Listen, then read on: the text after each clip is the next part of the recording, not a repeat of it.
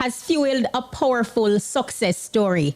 KEZNAMDI, who is from a musical family, is a roots reggae torchbearer, global voice, and Grammy winner. And we're absolutely grateful that he could take time out of his literally busy schedule to take us on his journey. Good afternoon, Kez. Welcome. Yeah, man, Keshima, give thanks, man. Give thanks, man. It's an honor. Yeah, man. Congratulations. Oh my gosh. Ah, Yeah, man. congrats. Look, Yeah, we're gonna get into the album, get into, the whole Grammy feeling and vibe, yeah, but we're yeah, really man. happy that you chose Irie FM for your first interview. Yeah, yeah, Respect. yeah, man. When Courtney, him a pressure me, I say, yo, I forgot the RFM man, Keshima, the first interview, cause when really did it from them time there, you know what I mean? And Yes. always been showing support, and you and Courtney having a show, What's a Scoop, where put on so much young talent out there to the world, you know what I mean? And these platforms are so important for up and coming musicians. So it was only right to come and do this interview, Probably the Amazing. one and only. Yeah, Yeah, yeah, we really yeah, respect man. that. So Yeah, let's yeah, start man. with your foundation, though, Kez. I mean, how would you describe your childhood growing up at Skyline Drive, Kingston, Jamaica? Well, we grew up uptown, you know what I mean, and we grew up in a Rasta family, you know what I mean. So the foundation at home, I was always privileged to have the both parents in my household, so it was very balanced and just in a very conscious space all the time, you know what I mean. My father and mother always instill humbleness in a way as youth I grow up and make sure say we don't feel like we're bigger or better than nobody, you know what I mean? And yeah, them things they still instilling now in this day right now. So yeah, man, it was a very musical home, a home of full of love and full of nice. And yeah, man. Yes, siblings as well. But something that you mentioned that I want to follow up with, like you said that you grew up in a Rastafarian household, and this was at a time when, not to like you're old or anything, but it was at a time where it wasn't cool to Yeah. grow your locks. It wasn't fashion. What was that like for you? Every September, my mother did have to go down to the Ministry of Education for fight with cars, for don't make with trim locks. You know what I mean? That's why I have a song where say the teacher said for trim your natty dreadlocks. Them no wanna rasta man in them school. A long time my mother fighting a Camila McDonald is the first rasta down at Immaculate Conception High. Just to Yes. put things in perspective. And see how right now you have more lot of people wearing dreadlocks as style, but in a them time, no man. Yeah, man, we used to get teased at school and so we hear dirty and parents never really want them kids to come play up at our yard because our father up there burn ganja up there and drugs and them things. So them used to view, So enough fight to fight, enough barriers. My mother, as simple as this year, enough barriers she broke down in the schooling system when it come to dreadlocks. So yeah, man. Wow, amazing. And Yeah. and speaking of your sister, Camilla, she shared her journey right here on the road to success. So she gave us that story. Yeah. So no, it's your Yeah. journey now, and then soon Kelissa. Yeah.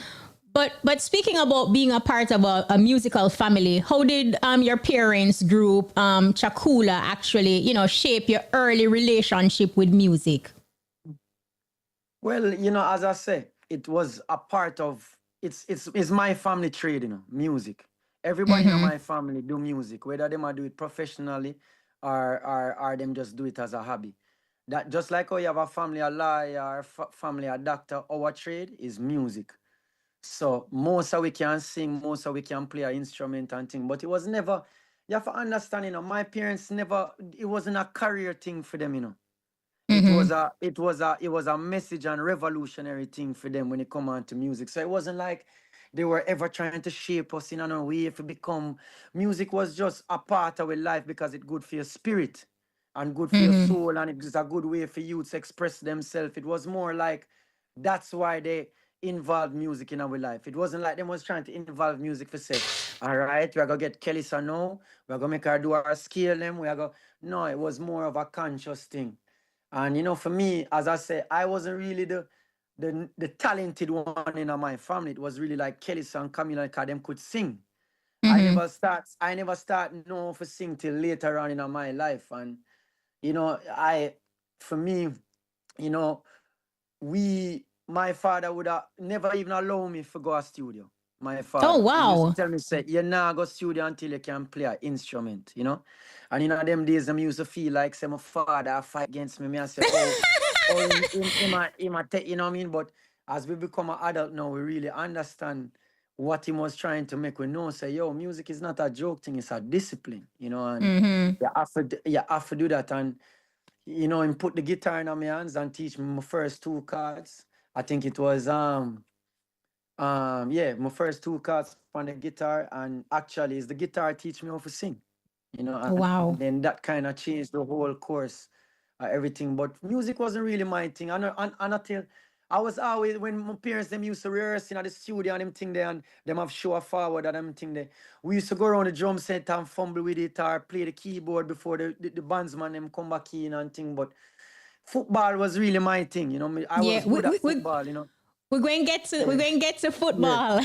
yeah, But before we get to yeah. to football now, as you mentioned, the emphasis that your parents kind of place on certain things, and I realized, from doing some research that you grew up between Jamaica, Tanzania, Ethiopia. That kind of unique experience. How did those early Yeah. travels, Keznamdi, influence your sound, or even just you as an individual?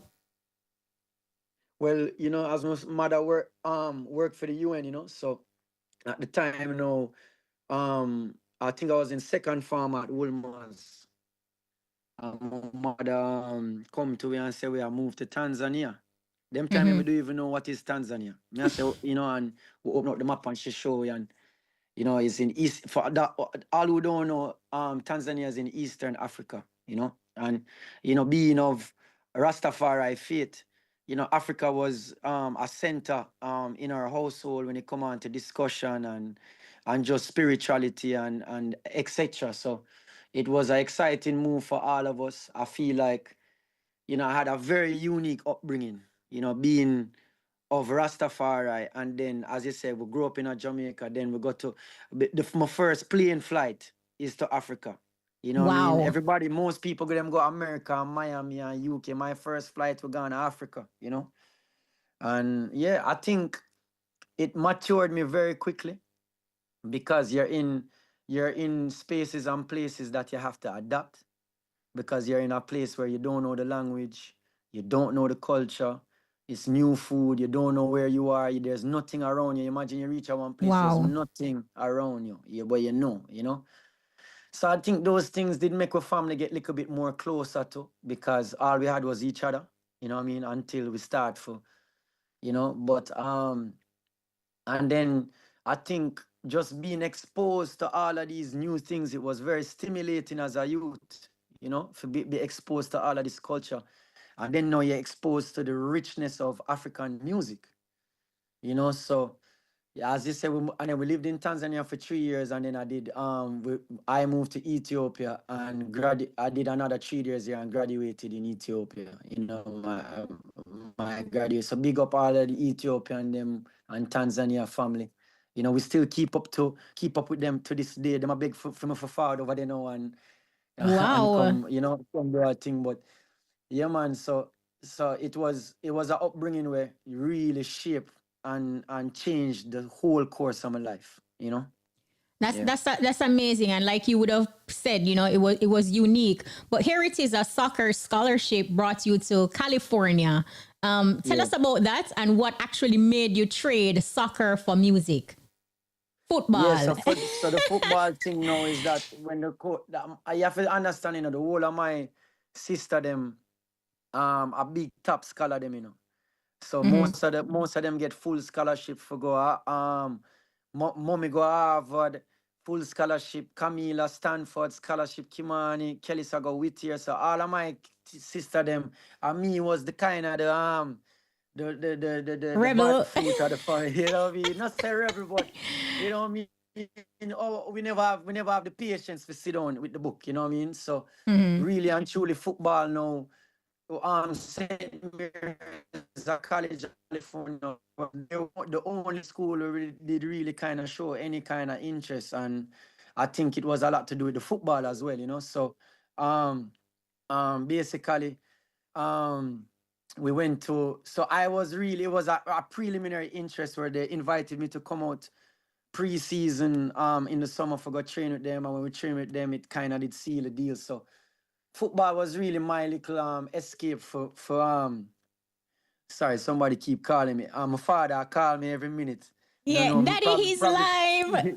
probably people are telling me say me dey on Iris, so probably I try call me. But yeah, that was my little escape, you know. It was football what kind of did bring me to the US, you know. And Mm-hmm. but then first year we were doing really well, and me tear my MCL, my meniscus, and my ACL because you know I was very young. I never understand that level because it's D1 football we were playing, and Mm-hmm. it's very competitive. And you know I was just playing with hunger, you know what I mean, because I have a heart, Mm-hmm. so me I go in some idiot tackle and thing. Anyway, at that time I already knew that I wanted to do music though, you know, like probably about, remember, about 12, 13, I start record myself, you know. So by the time I go college, me done, it was me know somebody didn't want the music, but at that time there was no outlet like what me I go do, you know what I mean? So I say, all right, I come from an education background family and them really take education serious. So never want to let mommy down and thing. But after doing that now, I wasn't playing. So there was no more. It's not like they're gonna get a scholarship. They're gonna give you no scholarship for finishers. Yeah, they have their resources that may have to spread. So the coach basically, Mm-hmm. you know, basically I said that Naga can go on and sing, and it was a decision now where I had to take out a loan, you know, to finish school. You know, and when we look on the price of the loan and everything, me I say, yo, this no make no sense, you know, cause my passion are there, so you know. And I think that was the deciding factor. And in them days, that Camila was doing her masters at Berkeley. And I remember Mm-hmm. me never have no place to stay them time. So I used to drive down to Berkeley now and go stay with Camila. Them time she pregnant with Kaylani. And we used Mm-hmm. to stay over there and we used to help her with her pregnancy and them time I come have a little place to stay and go and help her groceries, whatever, you know what I mean? And in Yeah. a them days that we did just a try figure it now. That's when it officially, because we were mashing up the scene in college, you know, we were doing a lot of performances and doing a lot of poetry nights and packing up all of the rooms in Mm-hmm. college and stuff, and it was becoming now a real thing. And at that time, the upsurgence of the so-called reggae revival movement was happening, and I was calling Kelisa every day, and she was just saying, yo, you know, so every chance I could get to come to Jamaica, I was going to Jamaica because you know we did on Jamnesia, big up Jamnesia, where they was put a platform for we as youths. We they up a skyline, we they in all the little Kingston place them for Mm-hmm. perform with music and things. So that scene was happening at the time, right when I was coming out of college and things. So it right as that decision with football, it was just happening really quickly. Like Mm-hmm. it was very clear of what was next about to happen, you know? And Yeah. speaking about what was next to happen, Bridging the Gap, that Yeah. EP. Talk to us Mhm. about, like you would have mentioned some of the challenges that you had, before, but then entering into Jamaica, you also spoke about the reggae revival. It was happening at the same time. Was it difficult for you to get a foot in? And what were some of the musical challenges you personally experienced, just, trying to get a space, your Mm. space in the industry? Yeah. I think it was difficult for all of us. Mm-hmm. I'm gonna say all of us, the whole of the artists, them what them considering this reggae revival thing. Because there was no space for it. There was no Mm-hmm. platform for it. There was not at that time. It was really only Taurus Riley, if I could remember correctly, like really pushing the live band culture with Dean Fraser them and thing, and then now so there was no space for it. So there was nothing to really get our foot in because there was nothing there. Mm-hmm. It was just what was happening now. It was all of a sudden there was a girl named Janine, Mm-hmm. and all of a sudden me didn't know about Jesse Ryle from even before, just from through Daniel Bambata them and thing. So me didn't know about Jesse over Arden and thing, but it was just because we were on the same frequency, we ended up being in the same rooms and same spaces. Naturally, just not even upon no planting. It was just it Organic. was just a frequency organic thing. So um there was no place to put a foot in. We were just all just going round the city in a Kingston and going any and anywhere, and then we become friends now. All of we, because we dep on the same mission, and I think that's when around that time Dan Carleon was working on an album with Protege and they released Rasta Love. And I feel like that was a very pivotal moment in the movement of I think Taurus Riley dropping Parables was like the real, like, okay, there's something, and then no, when Protege drop 7 Year Itch and him have the song with Dan, Rasta Love with Kimani Marley. I think that was a big pivotal moment in the entire movement, where it start, like, people know that those songs really started to shed a light on all of us. So yeah.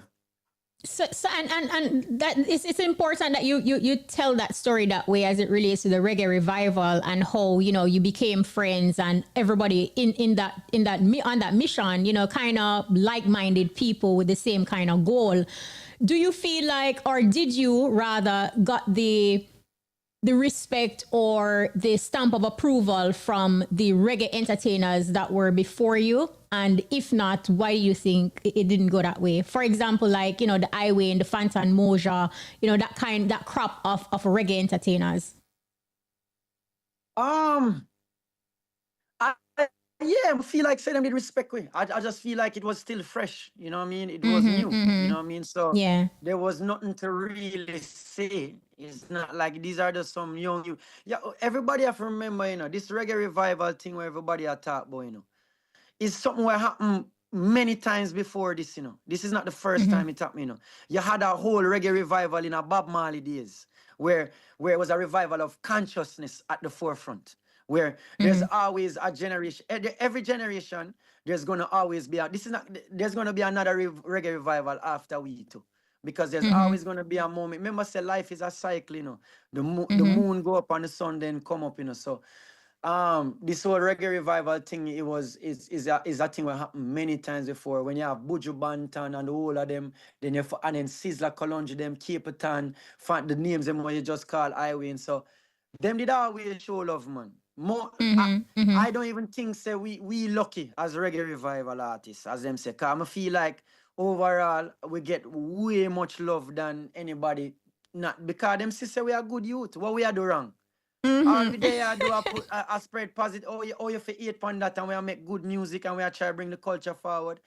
I would have said that we did get love all the way. But it was just a slow burn, a slower journey, because we don't really have shock value in our music, where the shock value thing where is a fast food thing and it happen quick because you're singing music to 16-year-old kids. Our music is not really for 16-year-old youth, like 16-year-old youth are gonna love it, but it's when a youth reach 20, 21 now and him just start pay bills and him just left him mother yard now and him young and him start question himself.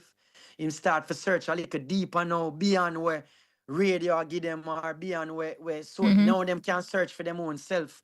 The first place them I go buck up upon KEZNAMDI or Prota or Kabaka Pyramid or Kelisa, that are when them start searching. And that's why when in those days it was high school performances we were doing a lot. It was university over UE. I remember we were performing UE.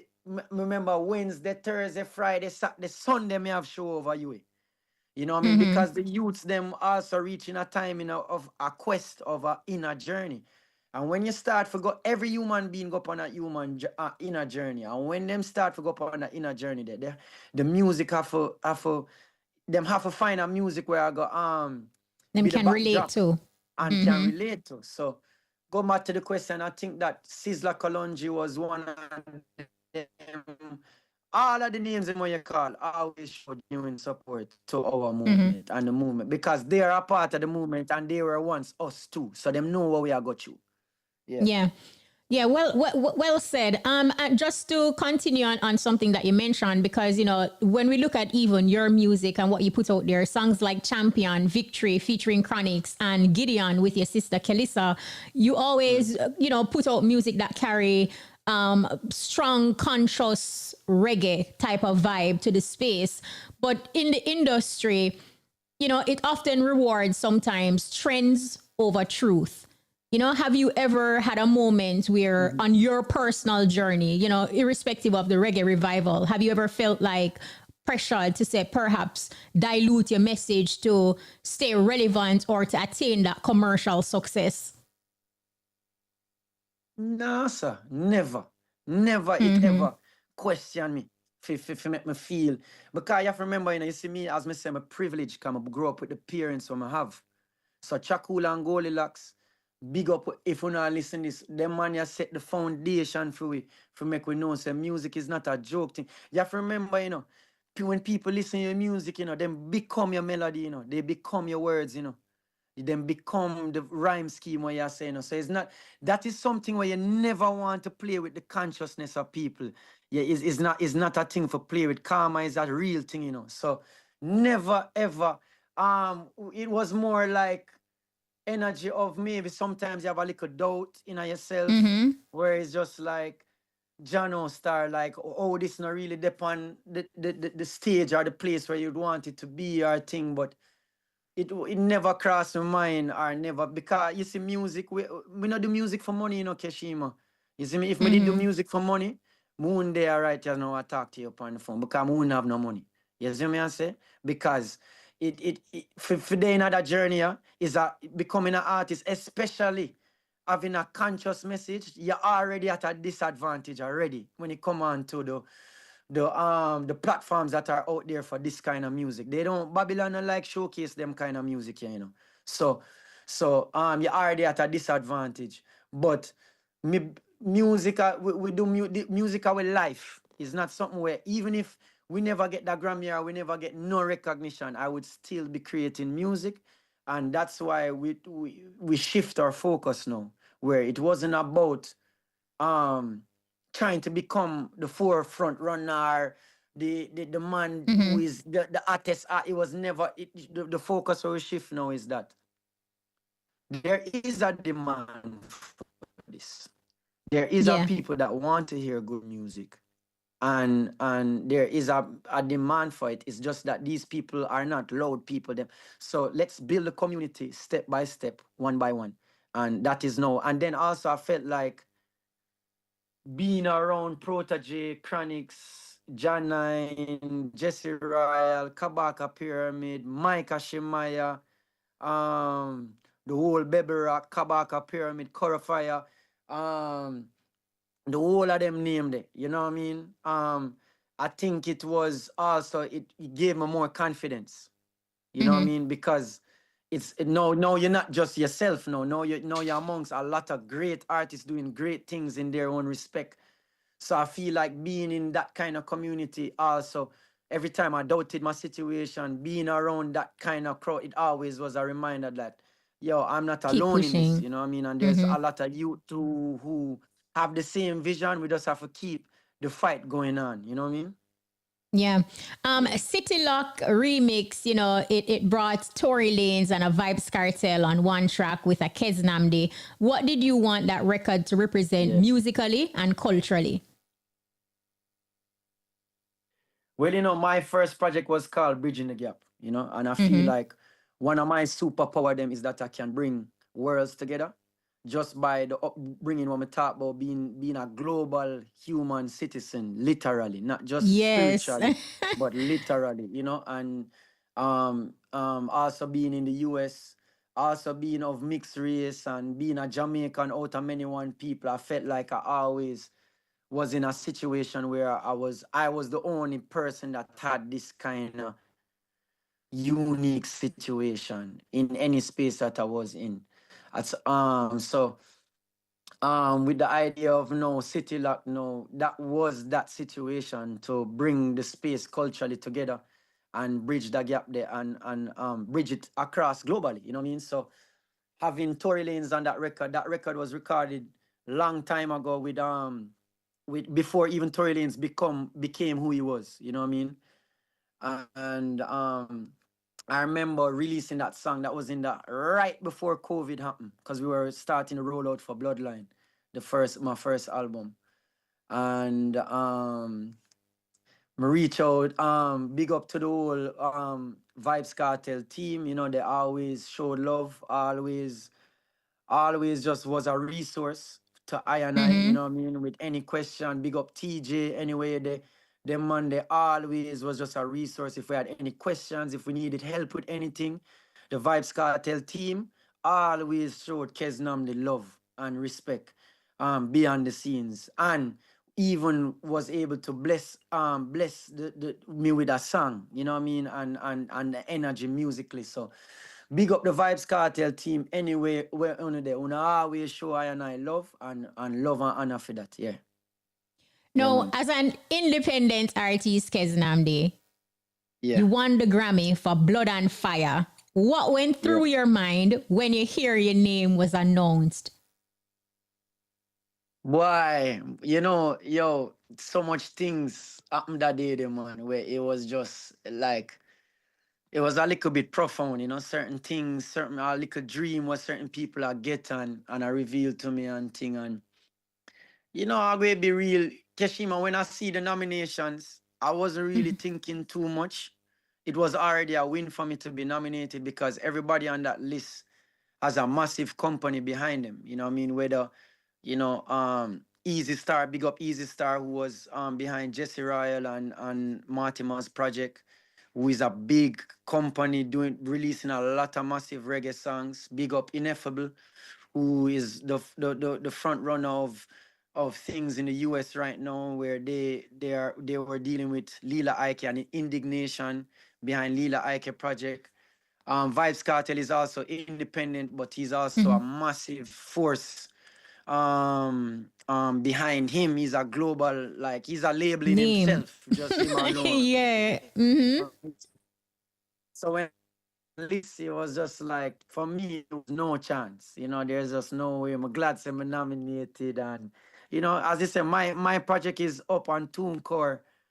My TuneCore I pay $20 a month. You know what I mean? While everybody is locked into real serious. So for me, man, like we have just a little micro team. Big up Testify, big up Nella, big up Steven. Anyway, one of them. Um, these are the people. Big up Great White. Anyway, you're there. These are the people that fight in the battles with us. And yeah, when we hear the name, me never move. She said blood. I think the Yeah. two X them. It was hard for her to read, I think. So she did take time upon the blood, but some never move. But when me hear the fire now, I say, all right. Yeah, Are man. you? No, man.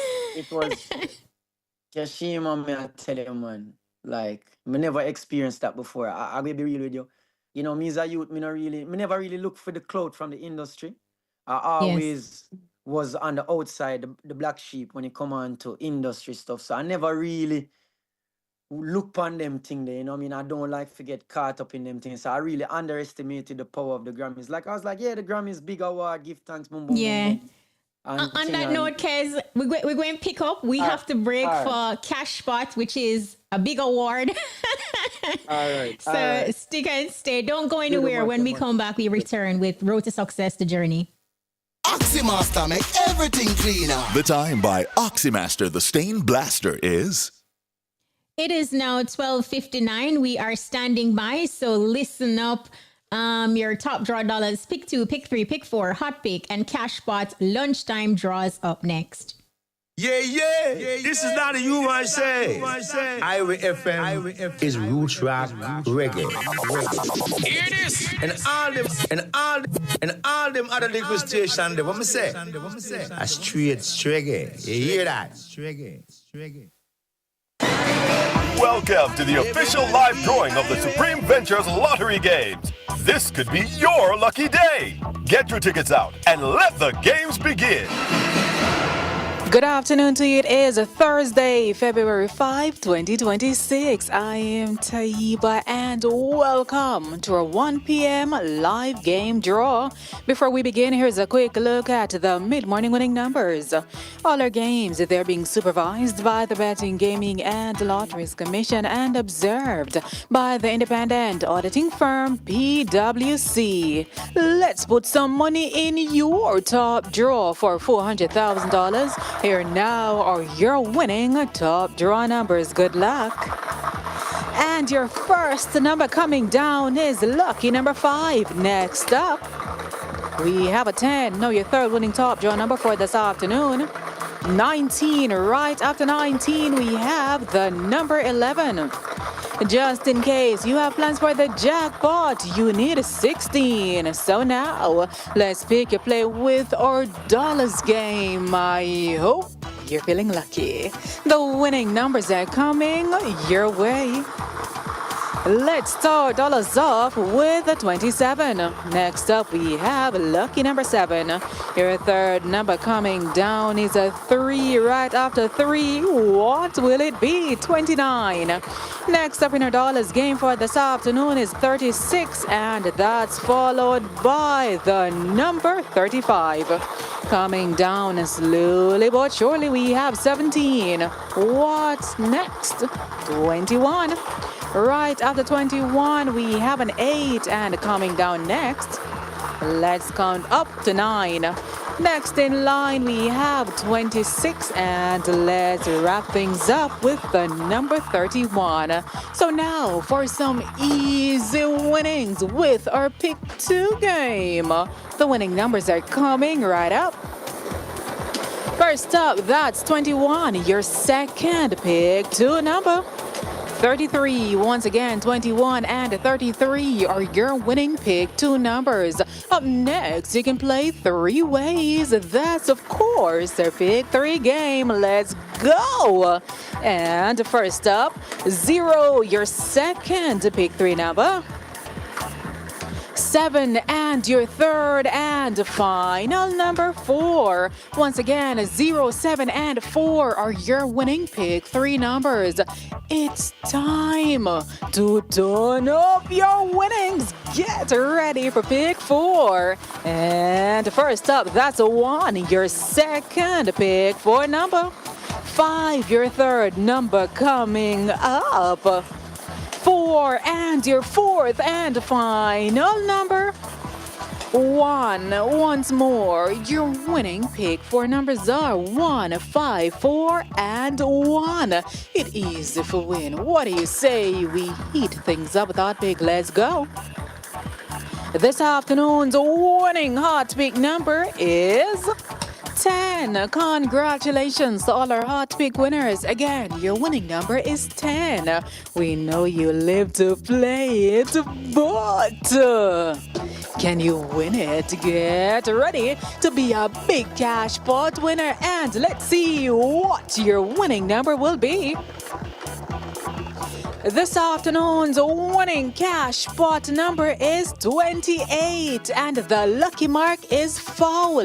Now let's mega your winnings and good luck.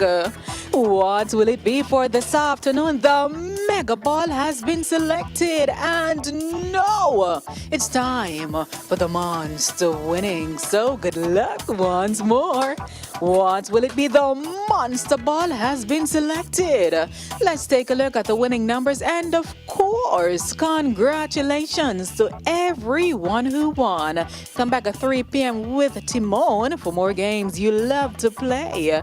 I'm Taiba. Have a supreme afternoon. Hope you were a big winner. Play your favorite Supreme Ventures games every day and tune in for our live draw 6 times a day at 8:30 a.m., 10:30 a.m., 1 p.m., 3 p.m., 5 p.m., and 8:25 p.m. on this station. Supreme Ventures, making winners every day. That was the lunchtime top draw dollars, pick 2, pick 3, pick 4, hot pick, and cash pot draws. Congratulations to all of today's winners. Join us again at 3 p.m. for another chance to win in hot pick and cash pot special pot draws.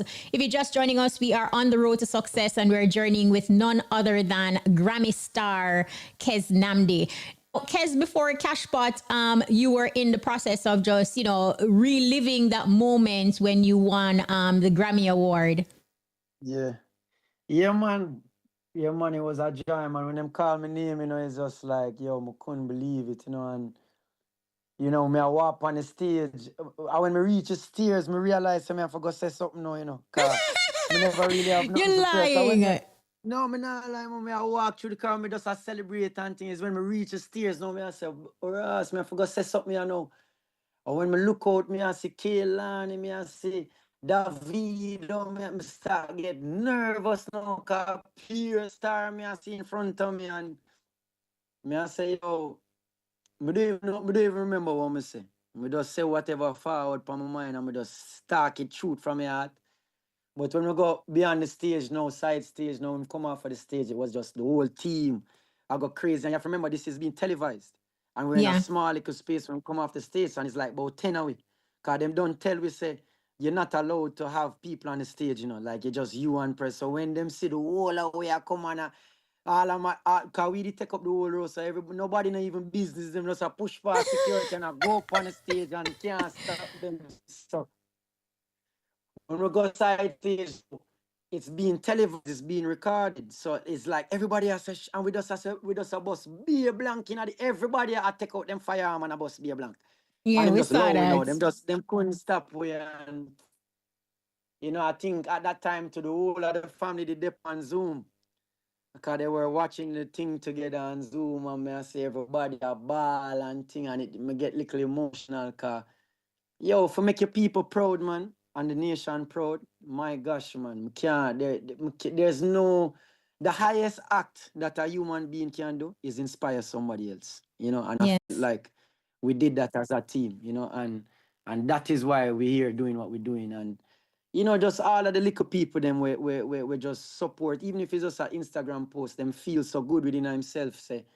And even just for Rastafari, just out of my family and what we represent, for we win it, we know for the Rastafari community is a big thing.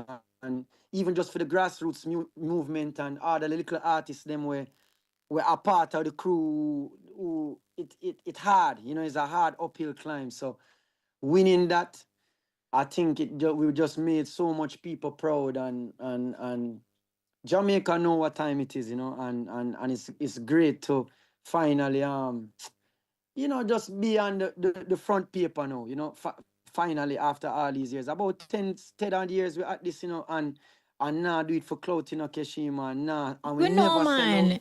and we never sell out the thing, and we never bow it to none of them, you know what I mean? So yeah, man, it was a great moment for us, so we can reach on the global space and Mm-hmm. still have integrity intact and still have a humbleness intact. And yeah, man, it's a It's joy, it man.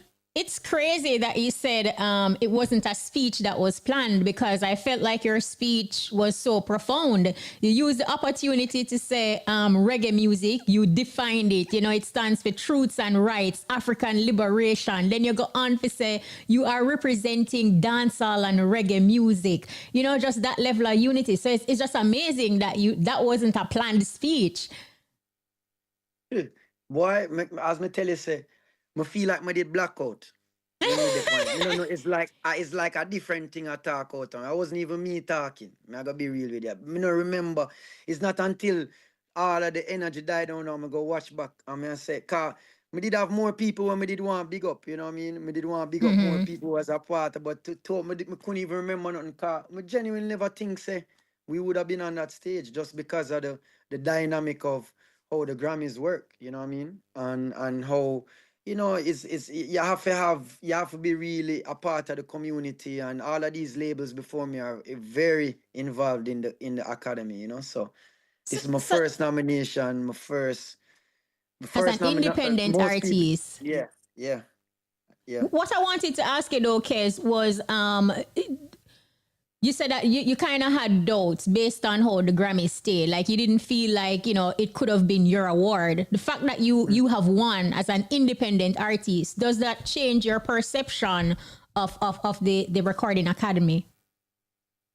I think what it really showed me, Keshima, because you have to understand, a lot of people have this conspiracy thing. It's real human beings, The Recording Academy, is real human beings who take their votes very serious, If you can't buy a Grammy, if you could have buy a Grammy, enough more of that, none of we up there so would have get that Grammy there. Or be even a nominee if you could have. It's real human beings were actually listening to the work and actually making decisions based on the work, So I think that we went up when we're campaigning a project, we went up, and I think that we left that impression on people when they heard us spoke at certain events, or when we're showing them the album and they're going back to the platforms and seeing the level of thought that went into the project, not just on a music standpoint, but just how we carry ourselves. So I genuinely think that we left that impression on the voters. You know what I mean? And big up to the whole reggae fraternity too. There's a lot of people who reached out to sent us screenshots. Big up Cecile, she voted for we. I don't even want to call out certain names still, but a bunch of reggae people in the reggae community voted as well. So I think what that says, Keshima, Your nice peers. are always there, but you see the works, stay true to the works and actually better in your craft. And that will take you through life. Nothing, no Grammy, no nothing, none of them things can take you through life more than the works where you have, Yeah. But what I want to ask you though, I mean, you have won a coveted accolade. And of course, we see where you've garnered like a lot of fans because you shot to #1 on several charts, Blood and Fire and that type of thing. KEZNAMDI is trending. But of course, in addition to the new fans, there are some detractors as well. Were you surprised by some of the naysayers across social media? And was that something that you were mentally prepared for? Boy, Keshima, there's so much love outpouring out over this, where I feel like I would have been ungrateful to even take my time and even look on them thing there. I have so much love in my heart from this, and so much people. Like my phone has stopped ringing on Keshima. Literally, my phone. That's why it wasn't say. I know we had some communication problem with Courtney trying to organize this interview. Yeah, It's yeah. literally my phone don't even keep battery. I feel like, for the blessing what the Almighty provide for I and I along this journey, for me, if you even look upon them thing, that I feel like it would have been a very ungrateful thing for me to do. And you have to understand at the end of the day, people have them views, you know what I mean?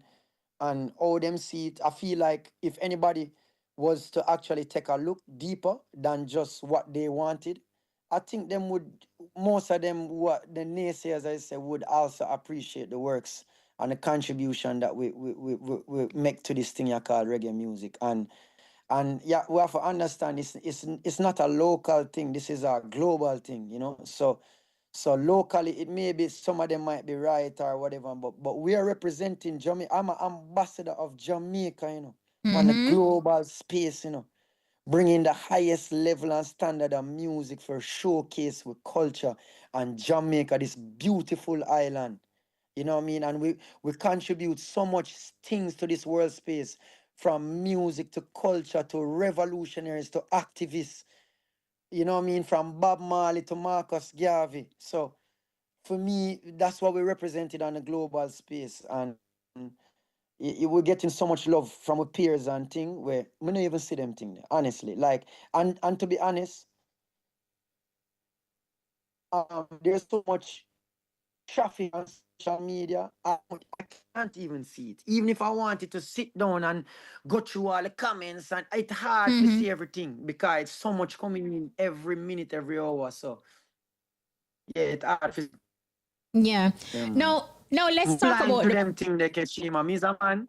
I'm blind to them thing, I'm deaf to them thing there, Yeah, no, I can definitely get that. No, when we listen to Blood and Fire, Kez, it's like every track has an energy. just every track carry a different energy. It brings me on a different vibe. And track 1 and track 2 tells like a very strong story. The collaboration with your sister, I Am, to moving into colonial bondage and just, just the whole vibration of it.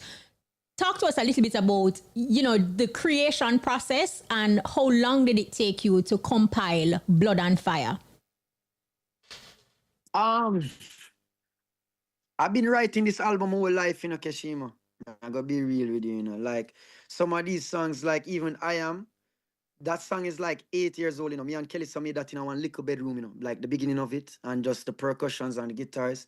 That just forward, So some of these songs are tucked away. Like I felt like when I Am was born, I wasn't even good enough musically to finish that song. So I did have to live more life. I did have to get more wisdom. I did have to become better musically for even finish some of these songs. But when I started to buckle down now and we seen a project in front of me, I would have said it took me about a year to put everything in the midst of knowing that we have a busy schedule and we're doing other things other than just recording an album. But over the course of a year, we recorded a lot of it on tour too, where a lot of these songs were just jamming. It's like real old time recording, jamming. It's not no fast food thing. We make one song 10 different time, 10 Oh, wow. different studio. You know what I mean? Before, because if it not right, it not right. And me can't, me as a man, me can't fake music, That's why I not even like when certain people play music for me, because I'm afraid it not sound good, because I can't fake it, So when you hear something in the studio, I know it's not it, and it might be challenging with the team, some of the producers who I work with or whatever. But people understand what me I try to do, you know what I mean? And yeah, I would say over a course of a year. Yeah. Wow. So being so meticulous about the music and your creation process, Kez, how did you narrow it down to collaborations with Movado and Massacre? What was that selection process like? All right. So with Mavado now, big up Vast Productions. They're the co-producers of that. And they were working on an album for themselves. And then they sent me that record, and as soon as me hear it, me record my part, you know what I mean? And they had a little demo track for Mavado's part, and I did know big up Julian pop style music anyway on the day that Julian has always been a force and a resource for us as these are the people where we reach out to where we not on a link or nothing, we link pop style and Julian and them Monday, and he worked close handly with Mavado. And we reached out to them, and I think that was my first experience of trying to get a big artist and the bleaching thing, you know what I mean? Like, Yeah, yeah. we did bleach for Mavada, you know what I mean? And, many times we went to Miami and we thought we were going to record the song, and we never do it and we never do it. And then finally one time him just link we and say, yo, we're ready. And him do it. And I'm not telling lie, my father is such a genuine youth, Keshima, one of the most genuine artists where just genuine support and just want to see we win, you know what I mean? And same thing with Massacre, big up Kaba. He was in Miami recording a bunch of songs with Vass again at the time and with Dan Carleon. And they called me and say, yo, they knew that Massacre was is one of my favorite artists. And I listen to Massacre a lot. And you have to understand, me and Massacre go way forward in our history, because Massacre come on my first show, I don't know if you remember that, but my first show, which was in Ligani opposite Burger King right there. So we did keep a show. That was my first show, and it was in this little space upstairs, and it ram. Them time the Massacre did have a tune with Kabaka Pyramid. Yeah, yeah, Name yeah. Wagwan Massi, Wagwan Kabaka. Yeah, well, go So I on, think they brother. were like promoting that at the time. Yeah, Wagwan brother, so I think Kabaka actually brought him to my show. And that was the first time we meet him, and we always, respected each other's work and in DM. And I think he reached out to me to actually work on what the first Generation album of name? Kings, What the one before? 438. Yeah, 438. He was working on that and DM Mhm. me and reach out to me to actually be a part of the project, but it just timing and everything, it never worked out. So we always kept in contact, and then with Grateful, there we go. You know what I mean? Yeah, Him that's with an it, amazing yeah, track. yeah, yeah, yeah, man. Big up Massacre and the whole team and the whole genocide. Such great youths doing great things. You know what I mean? And as I say, yo, we want to see more unity amongst the item and amongst the whole of we, because trust me, man, the world waiting for us. Yeah. Yeah, So no, that's no. why I wanted to bring, and then obviously Kellysa representing the other side as another feature on the album. It was 3 features. Kellysa, my sister, which was one of her first songs in a long while where she dropped, and then Mavada and Marla Nasha, and then Massacre. Yeah. Yeah, amazing, amazing. No, you mentioned a while ago the importance of the unity in the industry. How do you think this can be achieved? Like you would have gone out there, you have your personal experiences, and I know you also see some of what is happening in the industry, but especially as a Rastafarian entertainer, how do you think unity can be achieved? How it can be achieved? I just think we have to understand that as a culture, for us to actually make a mark, it can't just be one person doing well. It has to be a group of us doing A extremely well, collective. a collective of us doing if we actually want to turn up the industry and get a proper industry working and in cycle with we. I don't know how it can be achieved, you know what I mean? But I think things like what me that's why I'm specifically step on stage, reggae and dancehall, cause them a try split up the thing. We can't there's this big argument of splitting up the genre we can't afford to do that right now, because we need the unity of both genres coming together to actually be impactful before we can even discuss anything of separating the genre or whatever.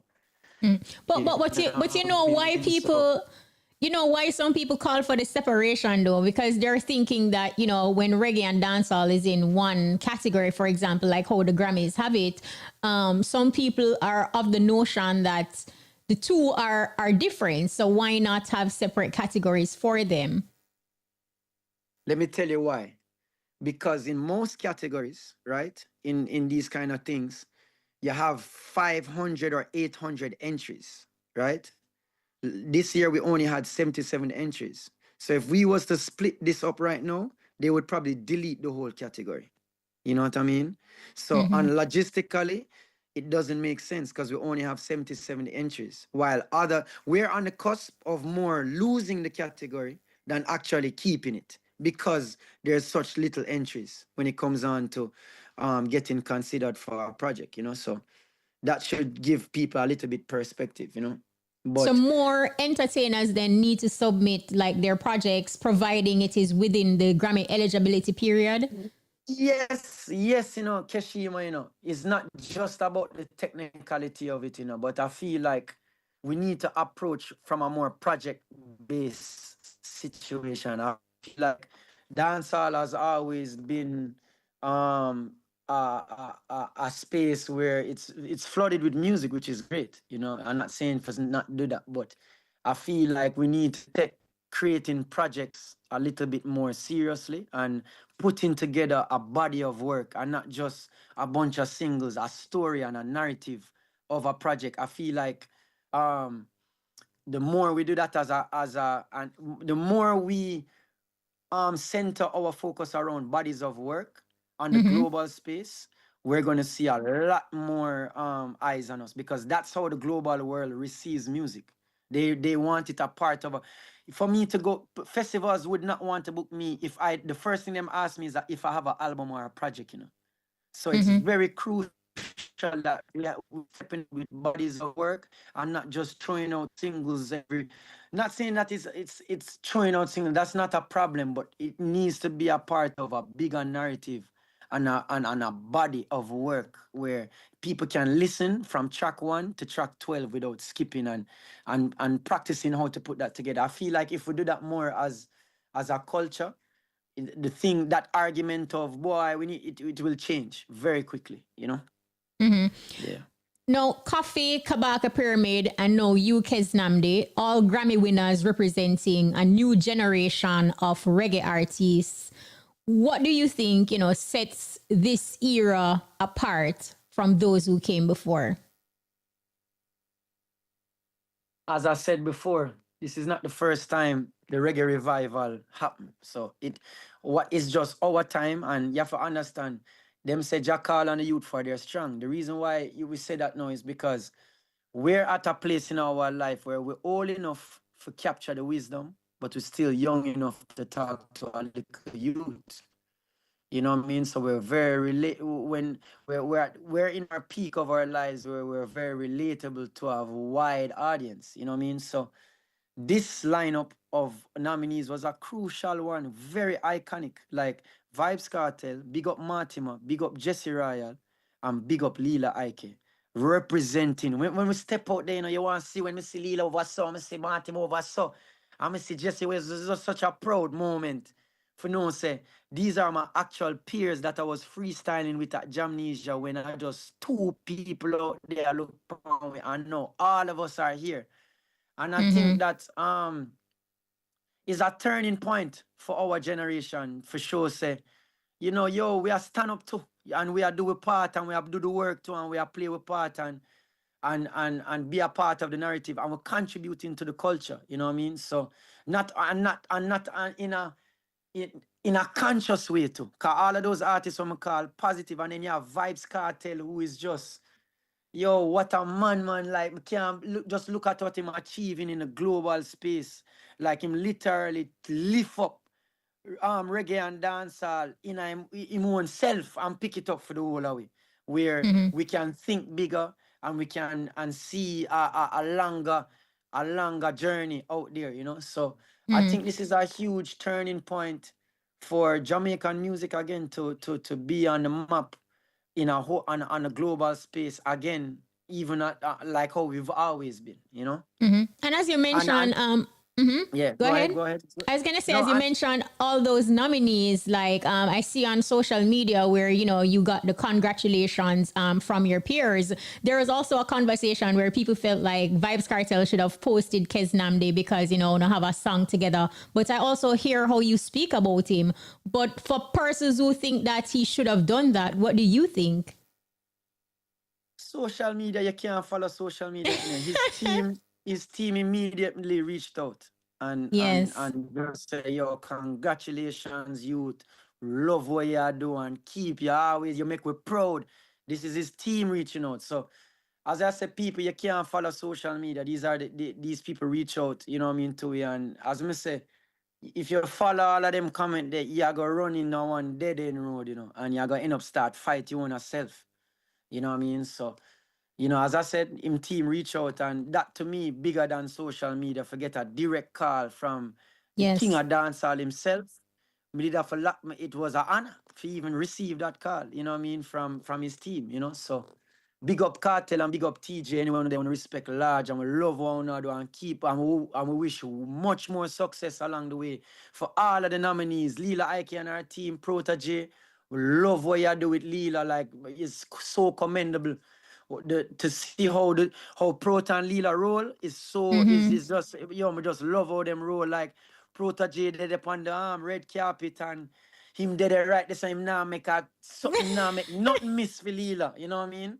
Yeah, so big respect in the indignation and them. And the same thing with Jesse. When we went to pick up our medallions, it was me and Jesse hold apart, and it was just with us a laugh, and we are born with herbs, same way over this time. Everybody I look on we, yeah.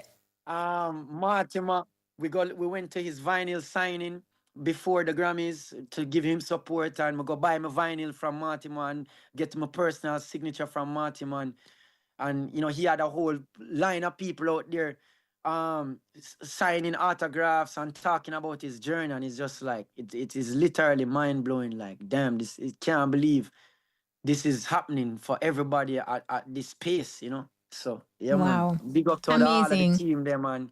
We wish everybody more love and more success. What will be Yeah, man. your purpose as a Grammy winning artist now with a bigger platform representing Rastafari and the music out in the world?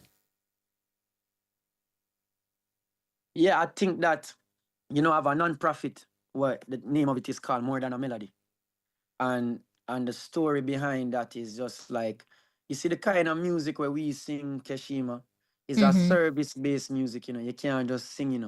You have to do things. You have to do works, and that has always been the mission. And as I said, going back to my parents again, my parents, all they did was activist work. All they did there, all I seen my parents do was contribute to the community growing up. Whether it's meeting, my mother sit down for meeting every single day with the Rastafari community before this hurricane thing, during and after, and even Wow. before all of this. So big up, mommy.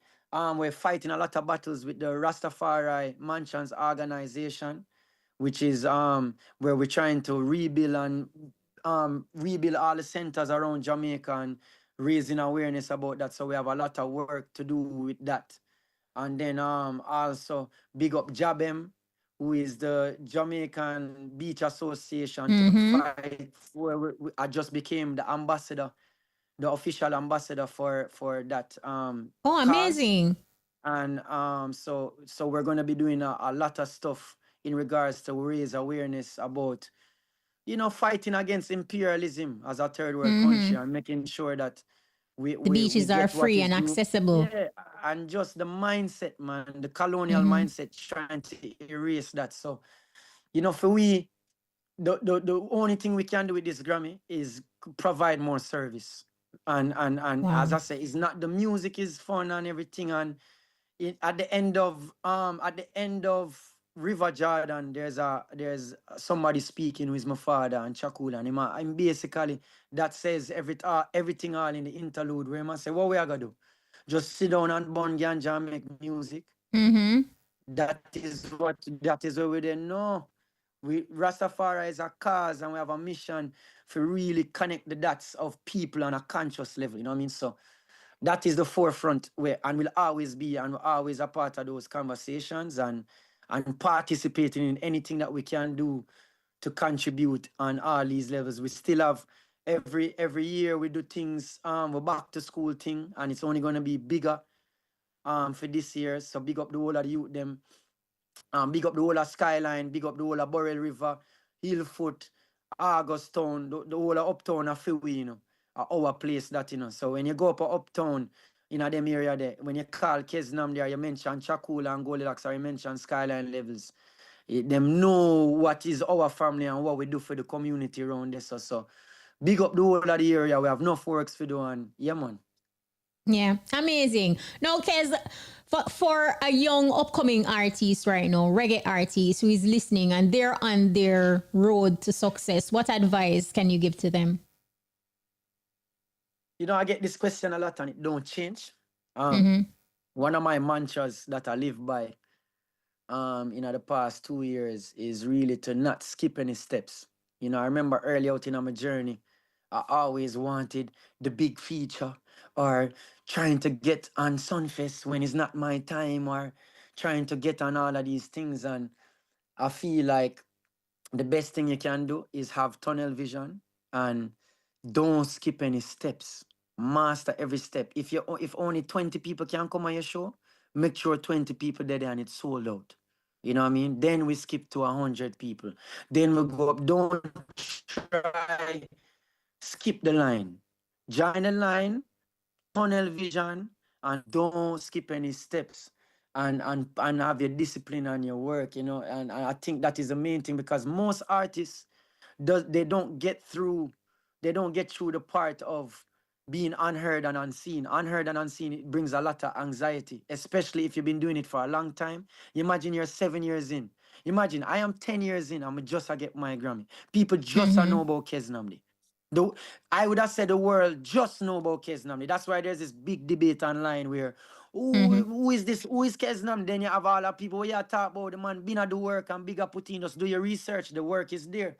So what me I try to show you is that there's been many times when I could have give up and did want to give up too.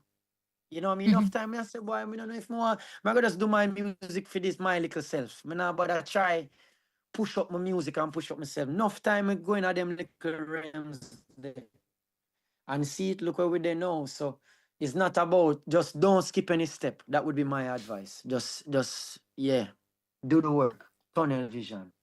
Amazing. And finally, Kez, Yeah, man. how do you define success?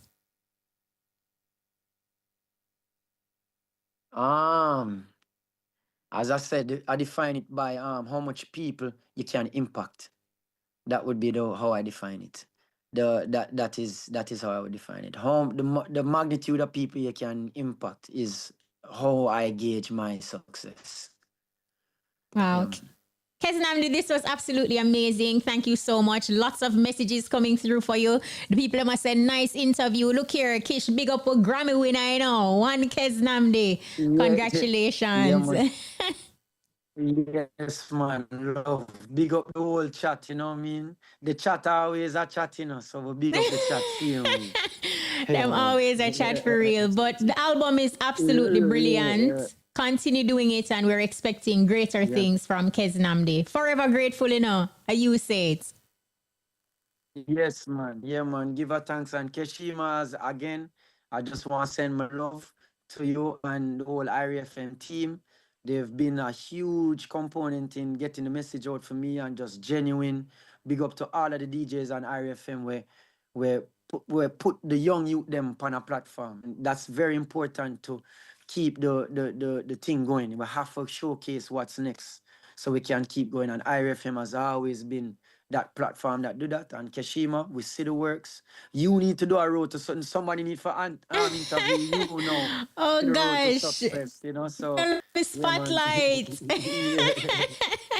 But KEZNAMDI, man. thank you so much. And thank you on behalf of the entire IRI team. You know, just continue being great. And thanks for making IRI your first official interview on the road to success. We appreciate you. Yes, man. Love and honor, Keshima, every time. Yeah, All man. right. Secure in the bed, financial freedom, barrel full up of crap. Down a yard, that's how things go. Take a good look beside you, some just loyal to income. Moving in silence. Radio. So much blessings I'm for thankful. Fulfilling my dreams, I've been grateful. KEZNAMDI. Oh my gosh. Talk about grace. Talk about I'm so grateful.